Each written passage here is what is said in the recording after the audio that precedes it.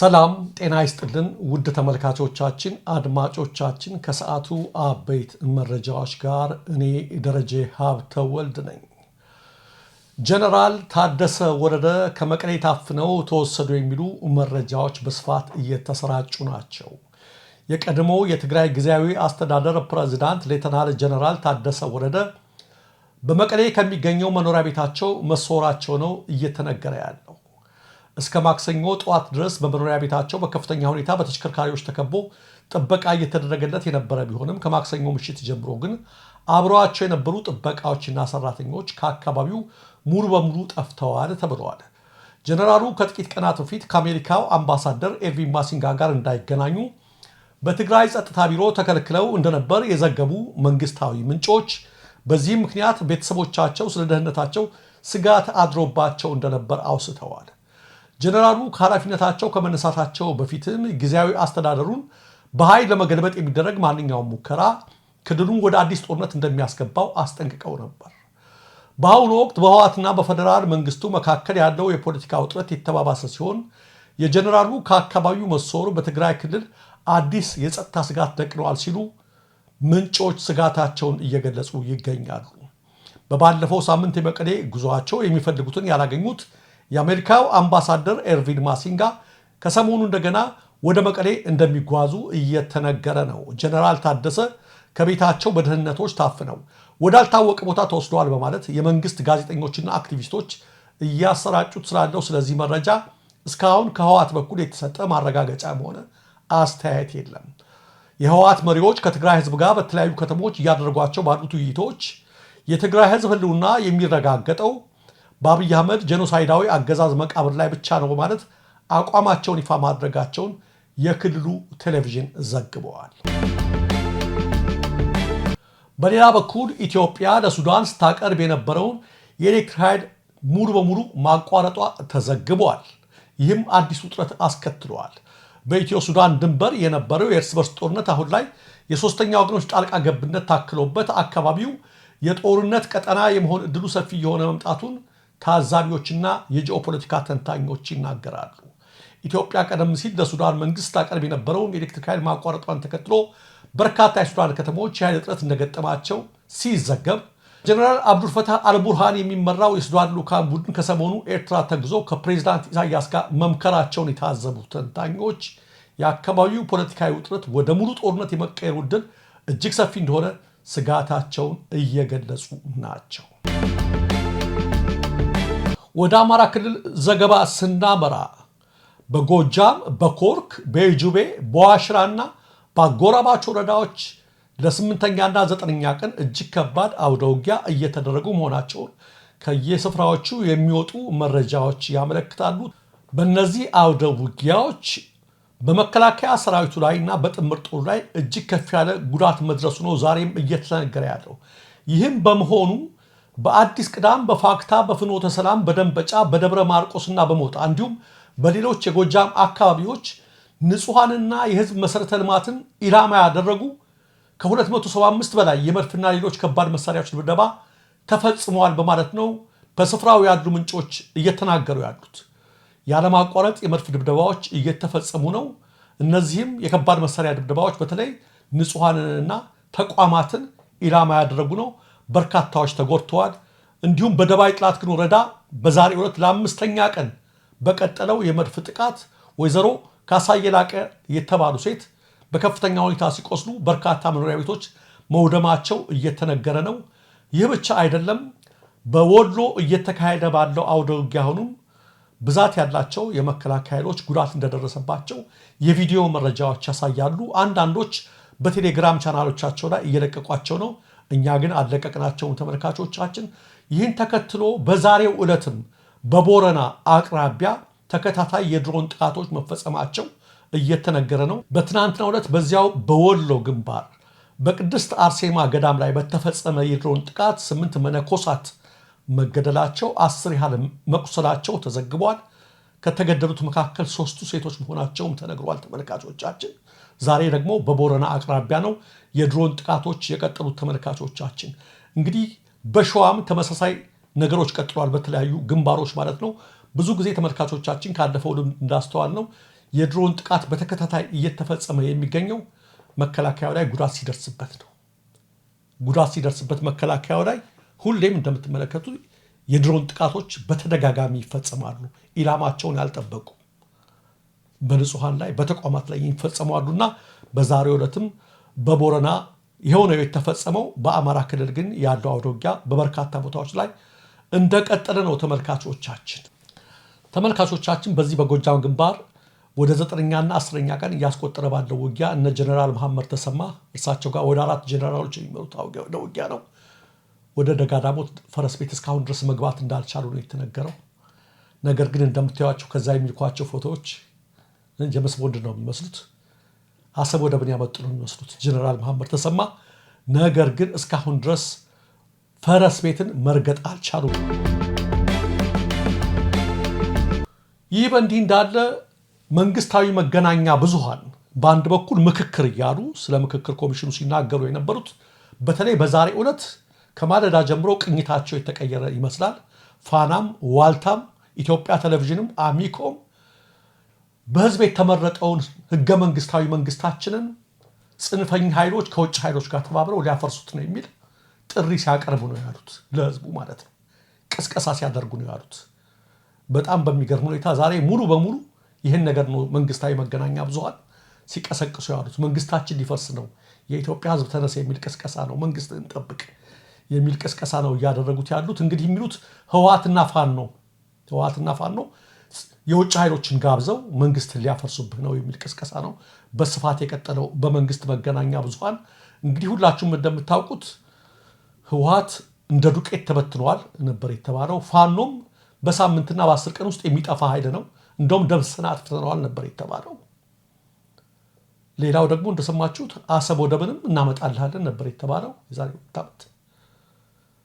አሰብ ወደብም ሳይመጣ እንኳን አሰብ ወደብ ፈረስ ቤትም መግባት ሳይቻል ደጋዳሞት መግባት ሳይቻል እነሆ አሁን ደግሞ ህወሓትና ጽንፈኛው ኃይል ከውጭ ጋር ተባብረው ሊያጠፉን ነው የሚል አዲስ ቅስቀሳ እንደ አዲስ ተጀምሯል ማለት ነውና ተበትኗል ያሉትም ዱቄት ተደምሷል ያሉትም ጽንፈኛ መጣብን የሚል ቅስቀሳ እያደረጉ ነው። በአንድ በኩል ደግሞ ምክክር ተወለደ፣ ዛሬ ኮሚሽን ተወለደች እየተባሉ እየተመካከል ነው እያሉ ነው። በአንድ በኩል የኢትዮጵያ ነገር ግራ የሚያጋባ ሆኗል። የብልጽግና ነገር ማለት ነው።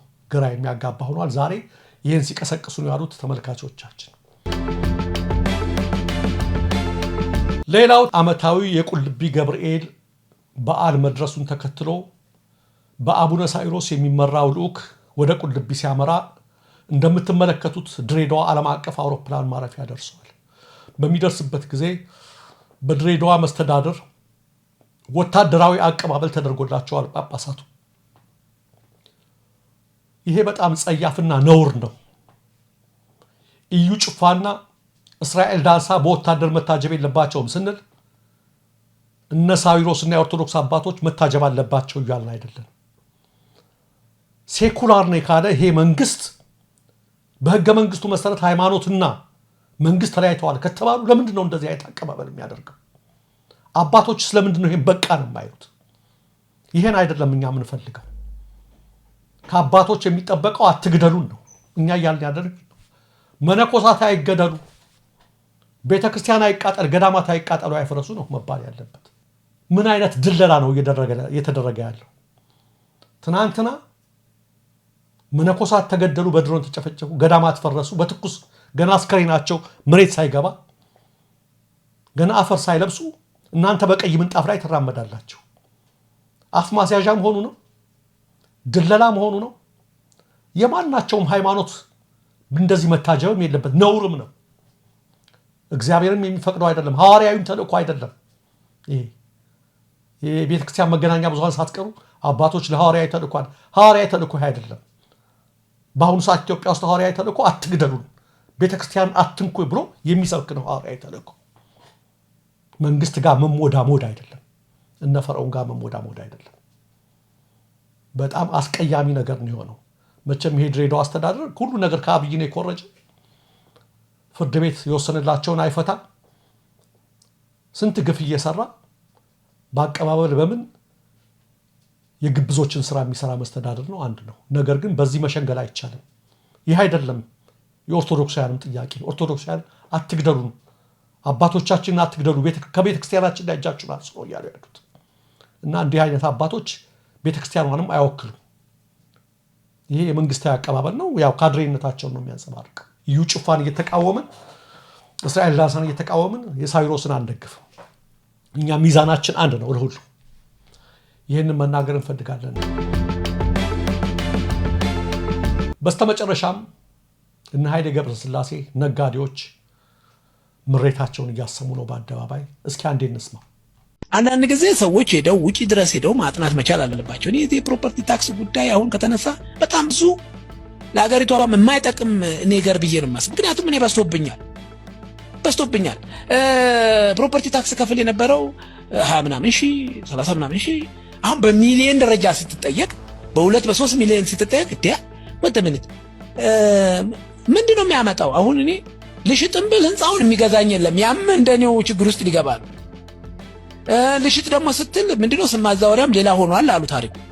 እና አሁን ብዙ አልሚዎች በአሁኑ ሰዓት ስታክ አድርገዋል ይመስለኛል፣ እየሸጡ አይደለም።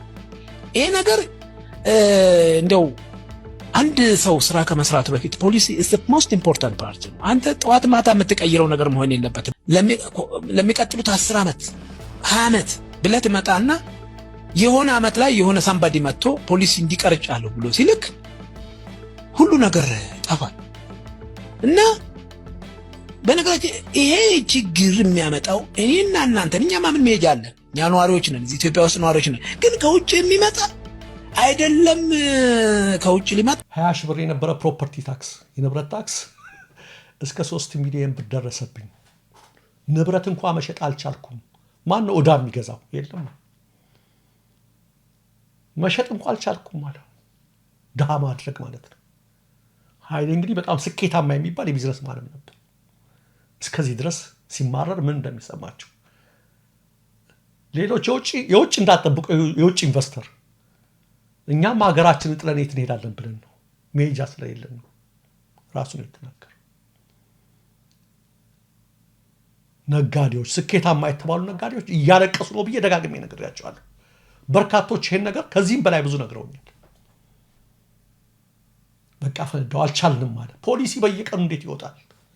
ወይ 10 ዓመት የምናምን ተብሎ ይወጣል። በዛ መሰረት ብለን ስራ ስንጀምር ነገ አንድ ፖሊሲ ከነገ ወዲያ አንድ ፖሊሲ እያለ ይወጣል። በደንብ ነው የአብይን አሰራር የገለጸው። እንዴት በዚህ ሁኔታ እንዴት መስራት እንችላለን እያለ ነው። የግብርማ ነገር ህዝብ እያለቀሰ ነው። 2 መልእክቶችን ላንብብላችሁ። ከአዲስ አበባና ከደብረ ዘይት የመጡ 2 መልእክቶች። ከደብረ ዘይት የመጣው ቢሾፍቱ ከባለፈው ዓመት ጀምሮ መንግስት ግብር በየ3 ወሩ ክፈሉ ብሎን ነበር። አሁን የዓመቱ መጨረሻ ላይ የግብር የክፍያ ቀን ደርሶ ልንከፍል ስንሄድ ተመልከቱ፣ በየ3 ወሩ ከፍለዋል እኮ። የዓመቱን አስልተው ሙሉ የዓመቱን እንዳልከፈልን ታስቦ የዓመት ክፈሉ አሉና እንዳይጠራቀምባቸው በየ3 ወሩ እኮ እየከፈሉ ሄዱት የመጡት። ለምን ብለን ጠየቅን። ባለፈው እኮ በየ3 ወሩ እየከፈልን ነው የመጣ ነው ስንላቸው እሱ መንግስት እንደረዳችሁት ነው የሚቆጠረው፣ መንግስት ከፍተኛ የበጀት ችግር ላይ ነው ብለውን አረፉት። ግብር ከፋዩ ማህበረሰብ ተንገላቷል። እነሱ ህዝብ እየመዘበሩ መኪናና ማበረታቻ እየተባሉ ይሸላለማሉ። ምን ይሻለናል ብሎ መጣ። ተመልከቱ፣ የዓመት 2 ማስከፈል አንድ ዓመትን ማለት ነው። ዕዳ እንዳይጠራቀምበት በየ3 ወር ብላችሁ እንዳትከፍሉ ሁለተኛ። እንደዛ ያደረጉ ሰዎች እሱ እንደረዳችሁት ይቆጠራል፣ እንደገና የዓመት ክፈሉ ብለው አሰበራቸው።